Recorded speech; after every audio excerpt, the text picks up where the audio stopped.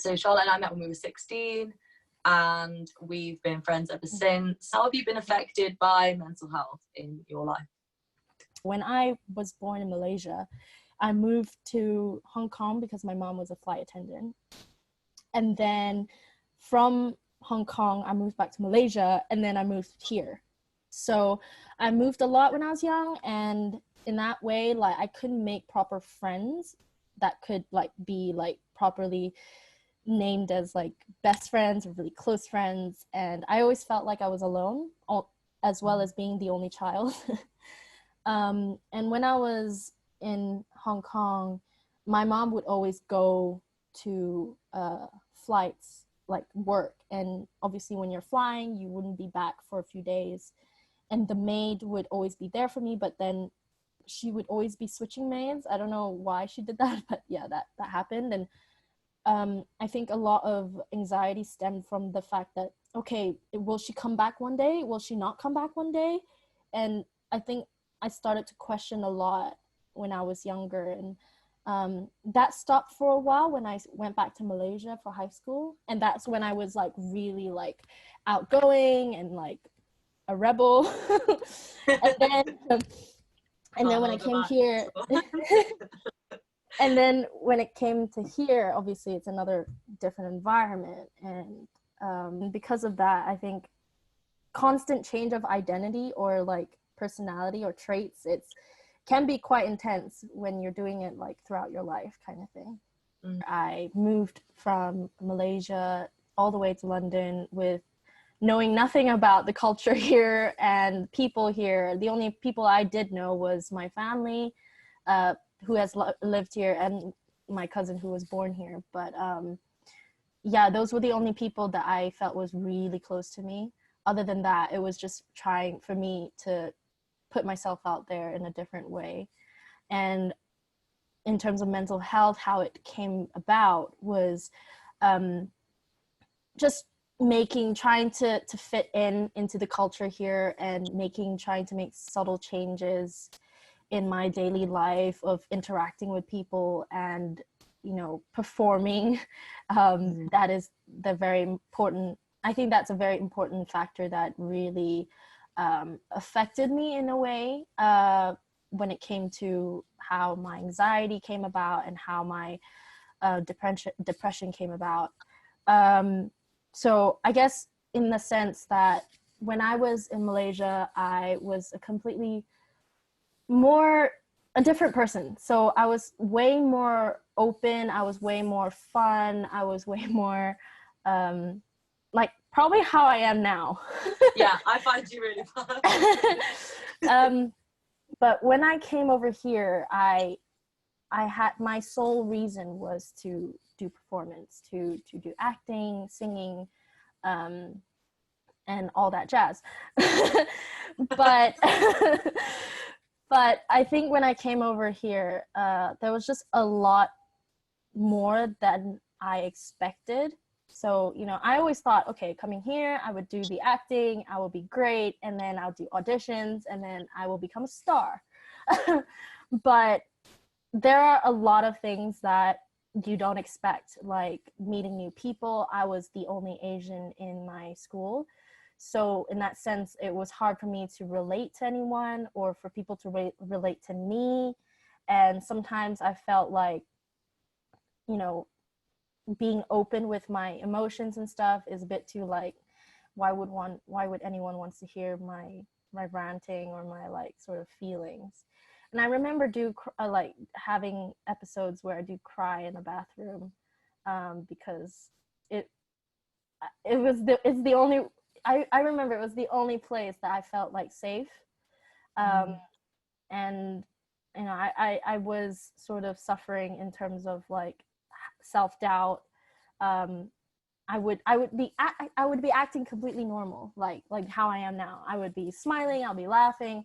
But when it came to being by myself, so if I were to be in the bathroom or at night by myself, I would either cry or start having a lot of anxiety and self-doubt. Like, even if little things that happen within the classroom, if let's say I was having like drama, and then something happened that I was like, I got embarrassed or embarrassed someone else, something like that, I would rethink that scene over and over and over and over again until it drives me insane.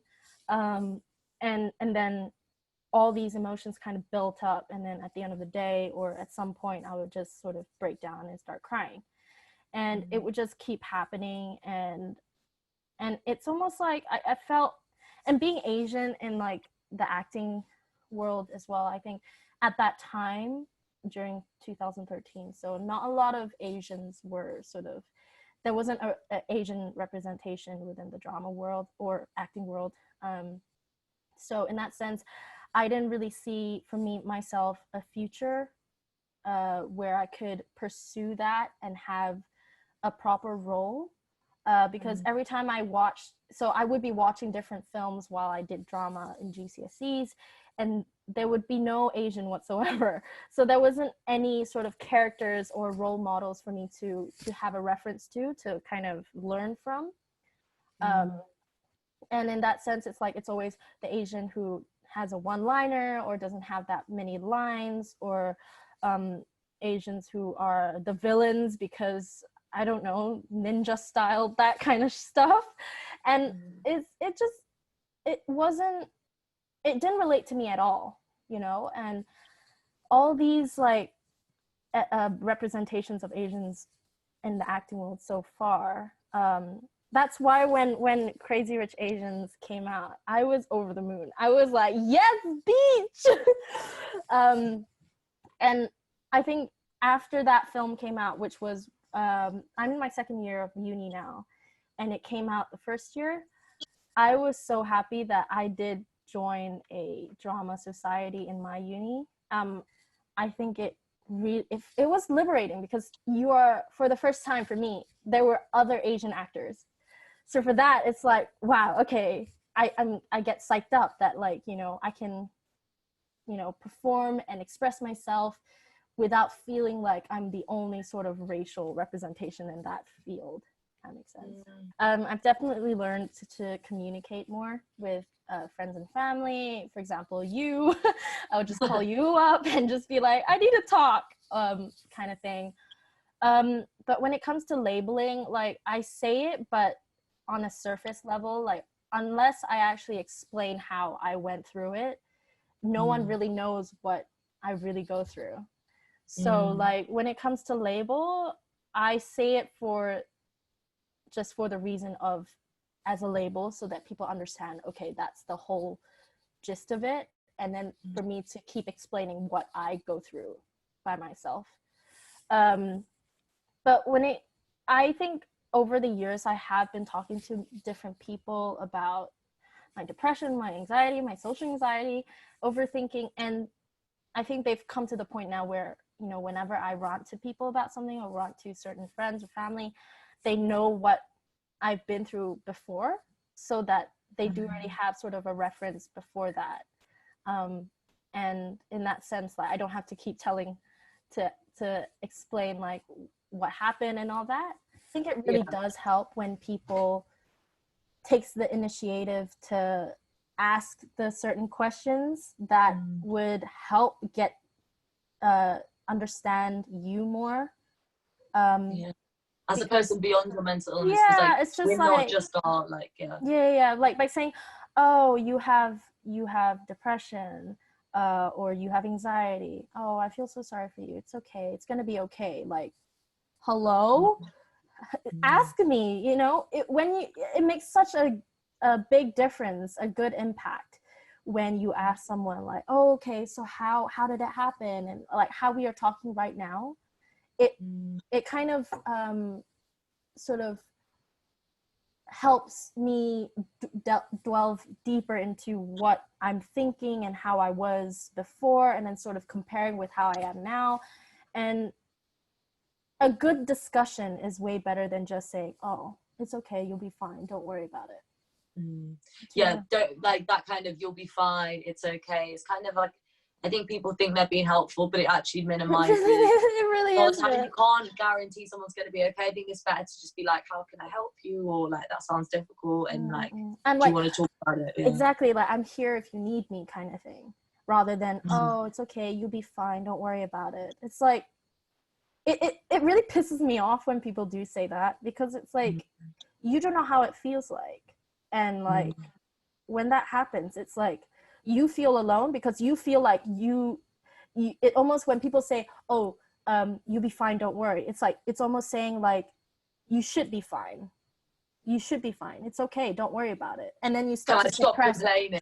yeah, and then you start to suppress a lot of these feelings, and then eventually you obviously break down again because you should be fine. And it's like it really doesn't add to our sense of, you know, self-worth or anything like that.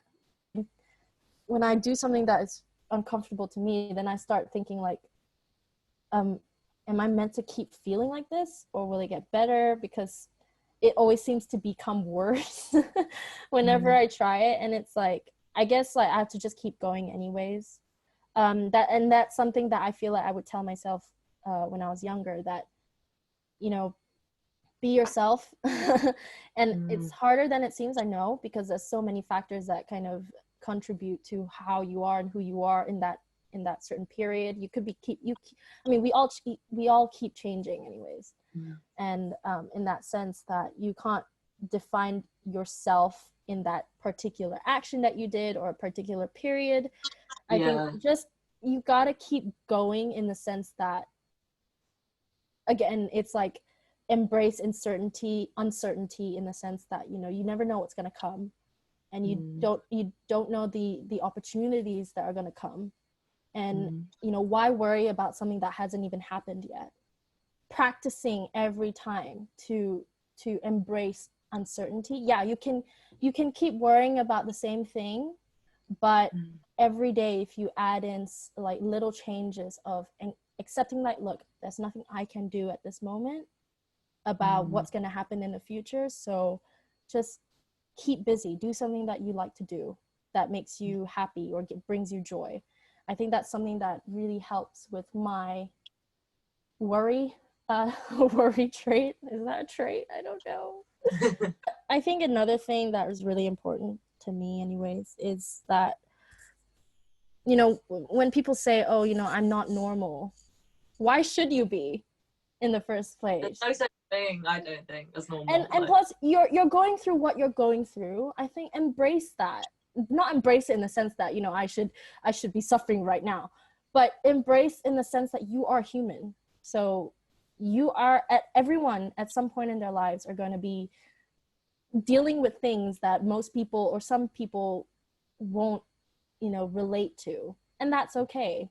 But if you are able to communicate that perspective to someone else, how you are experiencing it, at least you get sort of that empathy and that sympathy to relate to you, so you feel like you're not as lonely.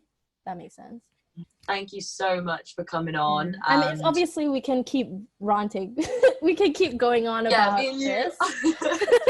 We usually talk about for like 3 hours just about the same thing, but like in different levels. I think it's been really, really helpful to hear your perspectives, and yeah, I'd love to have you on again soon.